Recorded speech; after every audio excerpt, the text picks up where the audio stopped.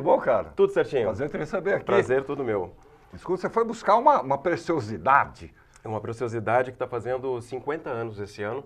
É um texto pouquíssimo conhecido do Plínio Marcos, na realidade a terceira versão da segunda peça que ele escreveu, na época chamada Os Fantoches, ainda em 58. E ele leva 10 anos para finalizar. Tem uma história muito legal disso aqui. Ele tem escrito o primeiro texto, né, que foi um arraso. Foi o Barrela, foi uma crítica absurda. Isso ainda lá em Santos. Ainda em Santos e na... Plínio Marcos era santista, vivia lá em Santos. Na onda da... Bem jovem ainda, né? Bem jovem, na onda dessa crítica.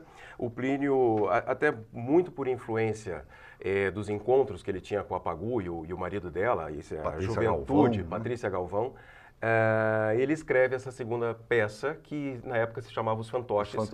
Com influências do teatro do absurdo, influências de Brecht, influências dos assuntos, na realidade, que ele discutia com a Pagu. Né, nesses e a Pagu vai e acaba com a peça. Detona o texto. Detona o texto, e isso numa crítica, mas acaba, falando que o Plínio era pretencioso, né?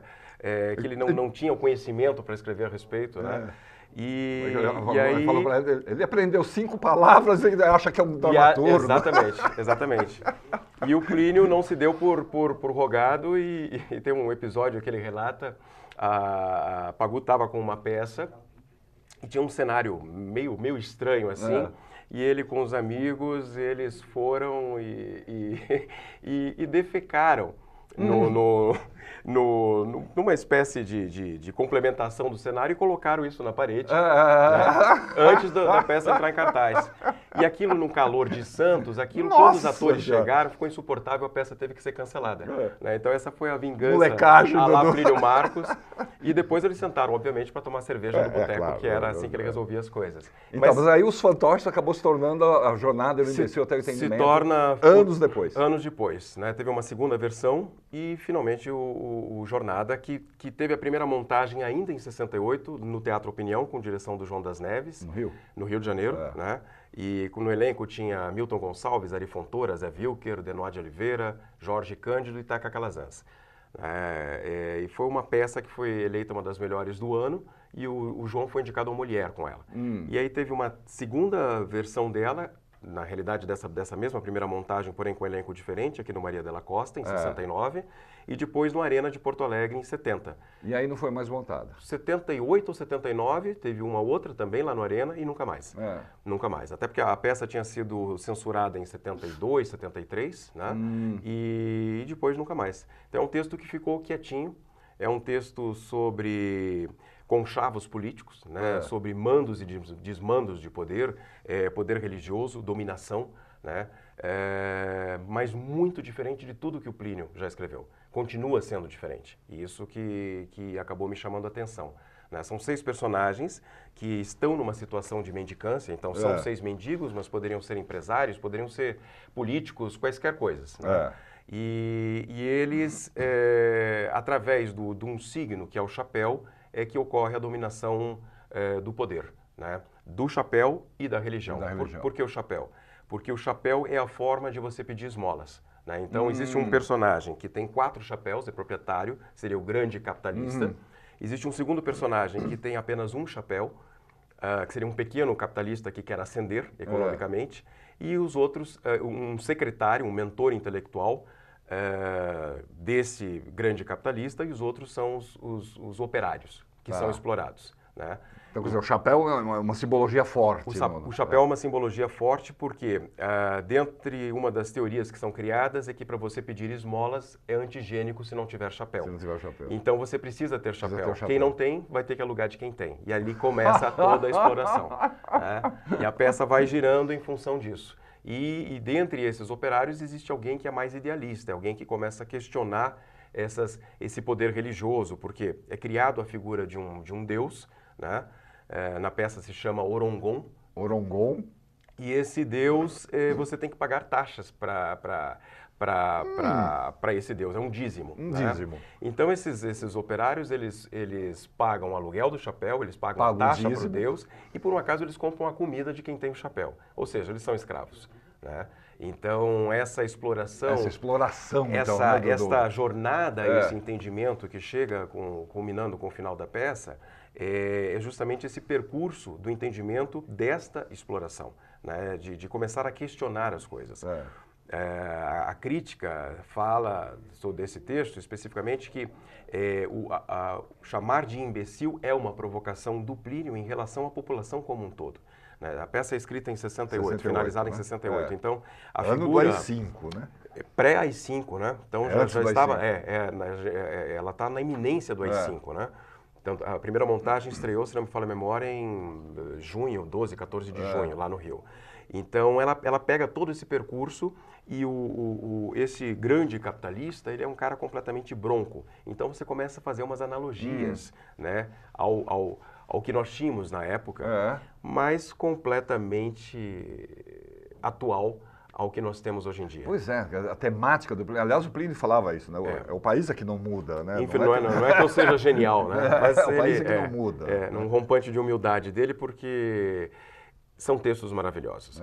O diferente do Jornada é que não tem um palavrão sequer, né? Então, por si só já é algo estranho. E o Plínio faz uma grande sopa, porque ele tem teatro do absurdo, ele tem Ionesco, ele tem Beckett, ele tem uns lances de Godot, você estava falando. Tem uma citação explícita, tem num determinado momento, até a personagem que eu faço, ela inicia o texto do Luck, do Esperando Godot. Né? Então, e aí na sequência, você já tem uma questão brechtiana, porque o outro personagem quebra totalmente e pede para o meu personagem voltar para o texto. Né? E aí é feita uma citação explícita ao Plínio Marcos. Né? Então, o Plínio vai fazendo uma autocrítica muito grande. Né? É um texto bem diferente, é um texto que tem uma pegada cômica e clownesca muito grande, pela influência dele. Né? Então, até porque ele era um frajola, né? Totalmente. Ele era um palhaço, né? Trabalhou como palhaço lá em Santos. Tal, né? E esse texto traz muito isso, ele traz muita relação das duplas, né? Então a gente consegue, não é o principal no texto, mas são tintas presente ali, que ele coloca para as personagens, né? Então isso é bem de fácil identificação. É muito bacana. É muito bacana. Agora, a peça tem uma pegada circense ou isso é uma coisa que a direção imprimiu? A peça tem. A peça tem, ela pede isso. Pede isso. Eu estou finalizando um documentário sobre os 50 anos da primeira montagem. E então eu tenho muitos conhecimentos da primeira montagem, das memórias do João das Neves, né, do Carlos Vergara, então das pessoas que nos passaram o que foi há 50 anos atrás. E a primeira montagem era feita num picadeiro, né? Então ela iniciava com a música tradicional do circo. Isso porque o texto nos dá. Então, a opção do Hélio Cícero, que é o diretor e está conosco no elenco também, foi para nós termos também umas tintas de realismo fantástico. O Hélio tem uma frase bacana que ele diz que a nossa realidade ela tá tão crua, ela tá tão sofrida, que o teatro só através da poesia para poder contá-la. Então ele parte do realismo fantástico para contar um pouco essa história, mas dentro de uma linguagem clownesca. Porque o texto pede isso. Eu estou vendo aqui o visagem. Aliás, tem umas fotos, vamos pedir umas fotos aí. Nós estamos falando do Jornada do Imbecil até o Entendimento, que está em cartaz do Centro Cultural São Paulo, no Porão. No Porão, Espaço Ademar Guerra. Legal, Ademar Guerra. Sexta, sábado e domingo? Sextas, sábados e domingos, sextas e sábados às 21 horas, domingo às 20 horas. Peraí, volta aquela foto lá anterior primeiro. Essa aí. Aí está o elenco todo? Aí está o elenco todo, na realidade nós temos mais um coro, né? Tem mais um coro. Tem mais um coro de 6 pessoas. Então ela se tornou uma comédia musicada. Porque nós temos música ao vivo, com canções bem bacanas. Eu tenho Wave, eu tenho Águas de Março. Algumas homenagens iniciais aí ao Plínio Marcos. A gente abre com Silêncio no Bexiga, né? A gente abre com Silêncio no Bexiga, né? Que foi a música que foi tocada exatamente no velório do Plínio, né? Silêncio, o Bexiga está de luz. É lindo, é um momento bem bacana. Bonito. Tem mais fotos pra gente ver. Então a gente estava vendo lá, o visagismo da peça é muito legal, hein? O visagismo é do Beto França. E o visagismo ele parte de um texto, das referências que nós estamos usando, uma delas é o Banksy. E o visagismo parte... Banksy? O americano. Exatamente. Olha que figura. Seu Jairo Matos. Seu Jairo Matos. Exato. Que é palhaço. Foi uma contribuição gigantesca pra gente, junto com o Dagoberto Feliz, que é o nosso diretor musical. Né? Às vezes a gente comenta, mas o Jairo Barros é palhaço. Não, mas ele não é galã? Não, ele é palhaço. Ele é palhaço mesmo, né? Então, o Beto fez um visagismo fantástico, baseado nessa linguagem clownesca. O meu personagem é o branco, né? Então... Cara, nem sei onde você está ali. Eu estou à direita. Volta a foto lá. Nem te reconheço lá naquela foto. Ficou muito bacana. Ficou muito bacana. Aqui, né? Tá aí. Tá aqui. Tá lá. Você Exatamente. é o da direita em cima. Eu sou da direita em cima. Ao lado, no meio, o Hélio Cícero, à esquerda o Jairo, Jairo embaixo do Jairo, a Fernanda Viacava, ao lado o Rogério Fernanda Brito. Viacava, também não dá para reconhecer. E Douglas Simon. É um elenco de fantástico. Uma coisa bacana, nós conseguimos reunir a gente está em uma equipe de mais de 20 pessoas. Né? Então a gente conseguiu um clima muito bacana, são amigos. Foi uma escolha que eu fiz, era chamar amigos para fazer um projeto. O ambiente de coxia é importante, né? É muito importante. Vou mostrar aqui esse material gráfico que você tem, rapaz, que coisa, isso aqui é uma preciosidade, esse material. Ficou bem legal. Não só pela apresentação, como pelo conteúdo mesmo. Né? Jornada do Imbecil até o entendimento do Plínio Marcos. Vocês estão fazendo isso pelo prêmio... Fomos contemplados pela 7ª edição do prêmio Zé Renato, né? De teatro para a cidade de São Paulo. Então, com o valor do prêmio, nós conseguimos fazer a peça. Nós teremos um ciclo de leituras que vai ficar para 2019, com participação de atores convidados. A gente tem Denise Weinberg, Sérgio Mamberti, Norival Riso, Genésio de Barros, Marco Antônio Rodrigues... o Oswaldo Mendes, que está com a gente também. Então, tem música ao vivo aqui, né? Voz e percussão, temos música ao vivo. Acordeon, cavaquinho, saxofone. Pô, virou uma baita produção. Virou uma... é um prêmio bacana, mas conseguimos fazer uma produção de quase médio porte. Aqui, maravilhoso. Essa foto é histórica dele, né? Essa foto aqui é muito bacana do Plínio. Grande figura, Plínio Marcos. O Plínio... É daqueles caras que fazem falta, né? Faz muita falta, ele é urgente e necessário. Você imagina o Plínio hoje em dia? Ele está indignado. O que estaria falando? Ele ia estar indignado. Tá? O projeto... Olha que bárbaro. O projeto, na realidade, ele se chama Plínio Marcos, uma realidade da São Paulo brasileira. Né? Então, a São Paulo que o Plínio deixou há 20 anos atrás... Ano que vem vamos fazer 20 anos da morte dele. Né? E o projeto nasce também por isso, ele nasce pelos 50 anos dessa peça e já fazendo essa homenagem ao Plínio Marcos na lembrança dos 20 anos da sua morte. A São Paulo que ele deixou há 20 anos atrás, infelizmente, as personagens dele se multiplicaram de uma forma assustadora, né? Não, e em certa medida exacerbou até aquela situação que ele mostrava. Quando você pega, por exemplo, Navalha na Carne, quando você pega esses textos mais contundentes dele, você vê que hoje em dia é mais até do que aquilo que ele mostrava. Eu acho que nem ele previu que a realidade fosse tão próxima àquilo que ele escrevia e tão potencializada. Né? Porque exatamente. Basta a gente sair nas ruas da capital e a gente vê a miserabilidade num crescimento assustador. Né? Quando ele coloca, por exemplo, Homens de Papel, quer dizer, você vê hoje em dia, é muito mais do que aquilo. Exatamente, né? exatamente. Dizer, ele parece que ele estava pegando um momento, e isso que você estava falando, sem saber que aquilo ia se potencializar de uma maneira, né? E o Plínio ele é pungente naquilo que ele fala, né? O Alcir Pécora, que também está com a gente, o Alcir foi o editor da coleção da Funarte, dos 6 volumes, da onde eu conheci o Jornada do Imbecil. O Alcir fala que ler Plínio Marcos a gente precisa ter estômago, né? Porque ele não tem meias palavras.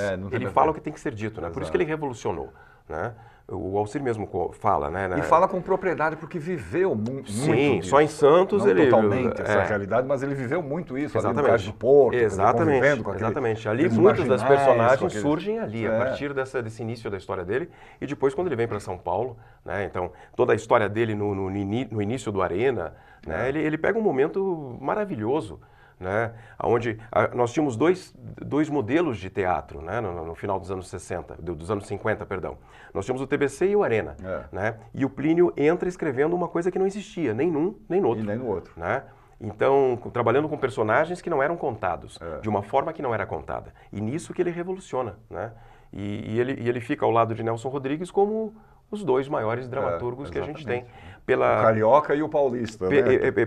Pela amplitude da obra, né? Porque a gente conhece muito o Plínio pelo teatro, mas as crônicas, a música, a parte musical... Quando ele falava de futebol, era maravilhoso. Exato. Né?